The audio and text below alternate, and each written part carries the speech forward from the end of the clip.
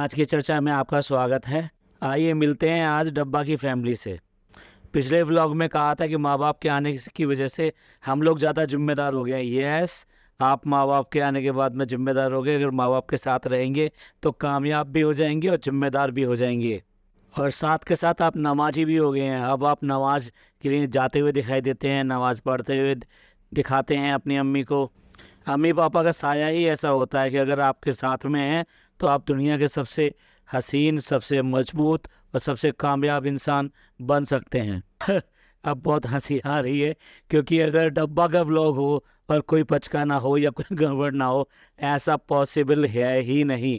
Vlog देखिए, आपको मज़ा आएगा।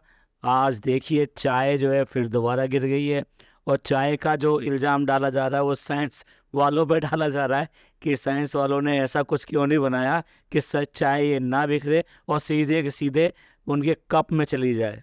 भाई साइंस वाले अगर सुन रहे हो तो भाई इन नन्ही मुन्नी जो बच्ची है उसकी जो है गुहार और जो उसने आवाज़ लगाई है वो सुन लीजिए, और कोई ना कोई ऐसी चीज़ ज़रूर बनाइए जिससे ये चाहे किसी भी हालत में नीचे ना गिरने पाए और फिर वैसा वाला मुंह ना देखने को मिले जो कि हम अक्सर देखते हैं काम बिगड़ने के बाद में। अब ये देखिए, चंद्रयान तो भेज दिया, वहाँ पे चंद्रमा पे भेज दिया लगभग जो है 600 करोड़ रुपए में।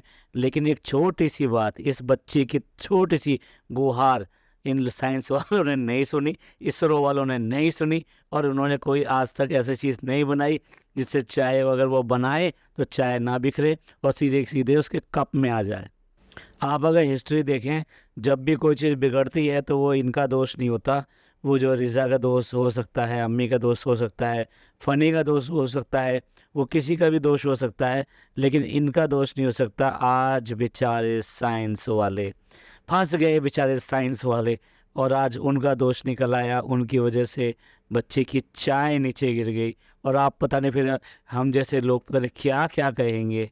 पहले ही बेचारी इसलिए परेशान है कि जो वेट लॉस जर्नी चल रही थी उसकी, उसमें जिम चल रहा था और जिम अब बीच में छूट गया, और साथ साथ जो है बहुत सारा इधर उधर का अबड़ गबड़ सब कुछ खा लिया, तो उसकी वजह से अब वो पता नहीं चल रहा है कि क्या हो रहा है क्या नहीं हो रहा है।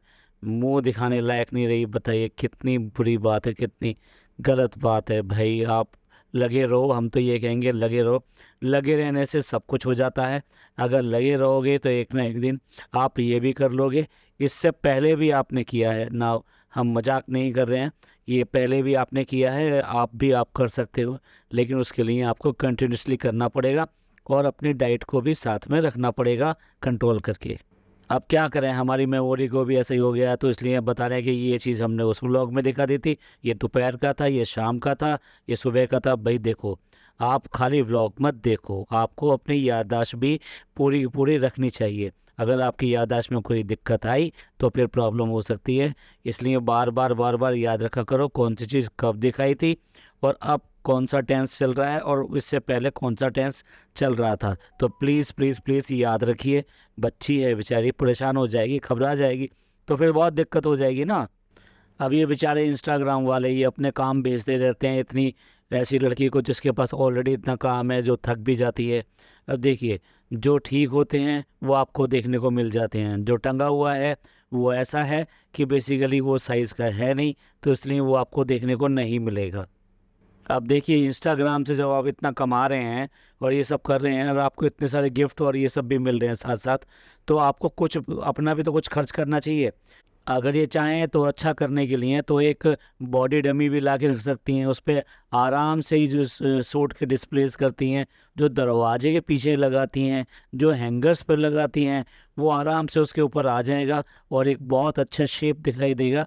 और जो एडवर्टाइज़र हैं यानी एडवर्टाइज़ कराने वाले हैं, उनको एक अच्छा लुक दिखाई देगा, और उनके प्रोडक्ट की अच्छी क्वालिटी और लुक दोनों ही इम्प्रूव वे में दिखाई देंगे। जो भी दिमाग वाला काम होता है, आईक्यू वाला काम होता है, वो तो नदारत मिलता है। क्यों नदारत मिलता है हमें भी नहीं पता, आपको ज़रूर पता होगा। लेकिन होता ऐसा ही है कि थोड़ा बहुत भी दिमाग बिल्कुल नहीं लगाते कि किस तरह से अच्छा किया जा सकता है, या पता नहीं खर्चे का ख्याल है, या फिर ये आइडिया कभी आया ही नहीं उनको। और लास्ट ड्रेस जो आई वो तो फ़नी को बिल्कुल भी समझ में नहीं आई। ये ड्रेस है या टेंट है या क्या है, वो तो बचपन में एक बड़े ऐसे थैले में सारा सामान भर कर लाया करते थे या फिर रजाई गद्दे रख दिया करते थे।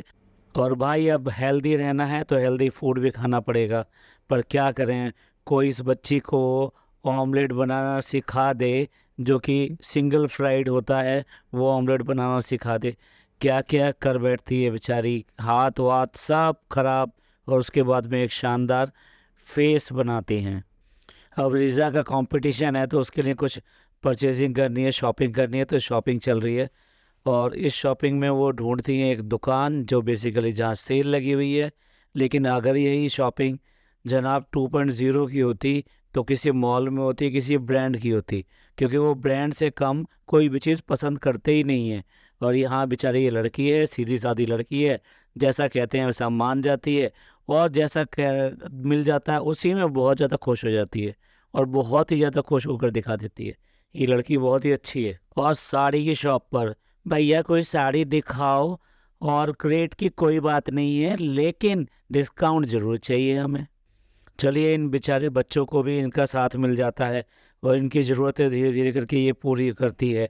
और वो जो हैं मैडम और जनाब जो हैं, उनको तो कोई मतलब नहीं है, वो नाम के लिए अपने गार्जियन बने हुए हैं, और जब व्लॉग बनाना हो तब वो सब कुछ ये बोल देते हैं। लेकिन वैसे अगर उनके साथ में लगना हो, उनके साथ में टाइम स्पेंड करना हो, उनकी हेल्प करना हो, तो कुछ नहीं। तो ये बच्चों के साथ में कम से कम ये कर देती है, ये एक अच्छी बात है। हालांकि इसके साथ में इसको कंटेंट फ्री मिलता है, क्योंकि जो भी कमाई है वो कमाई तो भी इनका भी तो हिस्सा बनता है ना, क्योंकि जो भी पैसे आते हैं उसमें ये अच्छा कंटेंट देते हैं, तो इसलिए इसके व्लॉग अच्छे बनते हैं। तो अब आइए ज़रा डब्बा का मैथमेटिक्स चेक करते हैं। ये जो नेकलेस लिया है, ये लिया है 350 रुपये का, 315 रुपीज़ का। और जब जाके प्रैंक करेंगे, और प्रैंक करने के बाद में जब खुल जाएगा प्रैंक, तो फिर उसका रेट बताएंगे, तो अब रेट बताएंगे 350 रुपये। तो मैथमेटिक्स एकदम बराबर हो गया, यानी कि 325 रुपये इक्वल टू 315 रुपये इक्वल टू 350 रुपये। आप मैथमेटिक्स अगर आपका अच्छा ना हो तो आप समझ नहीं पाएंगे। ये हिसाब किताब सिर्फ और सिर्फ डब्बा समझा सकती हैं। आप चाहें तो उनसे क्लास ले लीजिए, पर ये हिसाब किताब वही समझा सकती हैं।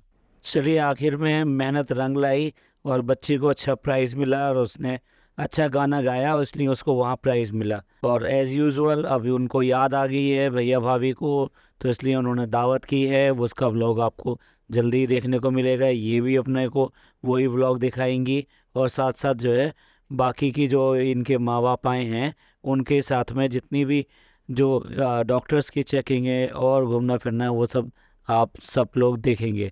तो इस पॉडकास्ट को यहीं ख़त्म करते हैं, हम मिलते हैं अगले पॉडकास्ट में। ये पॉडकास्ट पसंद आया हो तो प्लीज़ लाइक कीजिए, सब्सक्राइब कीजिए और शेयर कीजिए, और खुश रहिए और खुशियाँ बांटिए, और अपनी ज़िंदगी में रिश्तों का ख्याल कीजिए। ये ज़िंदगी में आगे ले जाते हैं हमको। शुक्रिया, धन्यवाद, थैंक यू।